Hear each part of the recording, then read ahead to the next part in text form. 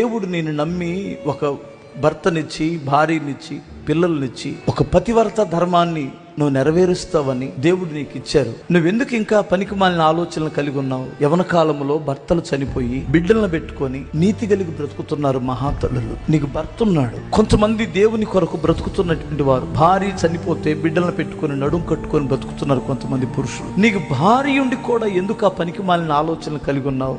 దేవుడు నీకు ఇచ్చిన కుటుంబాన్ని విలువ నీకు తెలిస్తే ఆ కుటుంబం కొరకు నువ్వు బద్ధుడు అయి ఉంటావు. ప్రభువా, నేను ఇంటికి వెళ్ళేసరికి నాకు ఎదురొచ్చే భార్య ఉంది, మీకు స్తోత్రం. నన్ను బాధ్యత కలిగి చూసుకునే భర్త ఉన్నాడు, స్తోత్రం. నాకు ఏమున్నా లేకపోయినా ప్రేమించే భర్త ఉన్నాడు, ప్రేమించే భార్య ఉంది, నన్ను అర్థం చేసుకునే పిల్లలు ఉన్నారు.